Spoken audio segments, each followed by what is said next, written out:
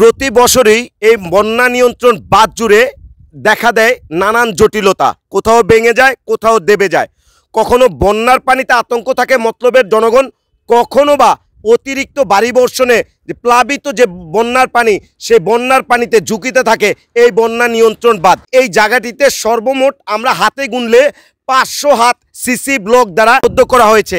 দীর্ঘদিন যাবৎ আমরা যারা স্বেচ্ছাসেবী কিংবা এই মতলবের যারা রয়েছি, সামাজিক কাজ করে থাকি, আমরা প্রতিনিয়ত জানিয়েছিলাম যে টেকসই মতলব উত্তর রক্ষায় এই যে সিসি ব্লক দ্বারা এই পাশটি আবদ্ধ করা হয়েছে, কেন এই মতলব উত্তরের সম্পূর্ণ বেড়িবাঁধটুকু এই সিসি ব্লক দ্বারা আবদ্ধ করা যায় না? প্রতি বছর এই বন্যা নিয়ন্ত্রণ বাঁধ জুড়ে কোটি কোটি টাকা পানির জলের তলে কিন্তু আমরা ফেলে দিচ্ছি। মূলত কার্যকরী কোনো ব্যবস্থা নেওয়া হচ্ছে না।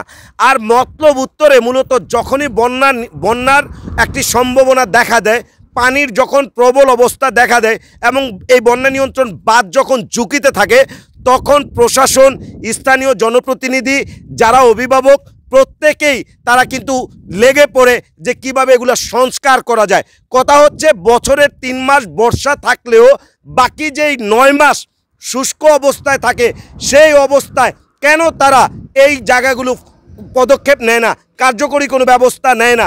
আমি মতলব উত্তরের জনগণের পক্ষে বরাত দিয়ে বলতে চাই, পুরো 64 কিলোমিটার জুড়ে যদি এরকম সিসি ব্লক দ্বারা আবদ্ধ করা হয়, তাহলে টেকসই এবং স্থায়ী হবে এই বন্যা নিয়ন্ত্রণ বাঁধ। ঝুঁকিতে থাকতে হবে না আমাদের প্রতি বছর এবং আশঙ্কায় থাকতে হবে না মতলবের 6 লক্ষ জনগণকে। তাই অনুরোধ জানাবো, আর আমাদের নিয়ে খেলবেন না, এই মতলববাসীকে নিয়ে খেলবেন না। অনেক খেলেছেন। 1986 সালের পর থেকে এই বেড়িবাঁধ নির্মিত হয়েছে, যতটুকু ছিল তার অবস্থান ততটুকুই হয়েছে, পরিবর্তন হয়নি। 16 ঘরে এর অফিস, এই বন্যা নিয়ন্ত্রণ বাঁধের সেই অফিসটি এখনও আপনারা মতলব উত্তরে আনতে ব্যর্থ হয়েছেন।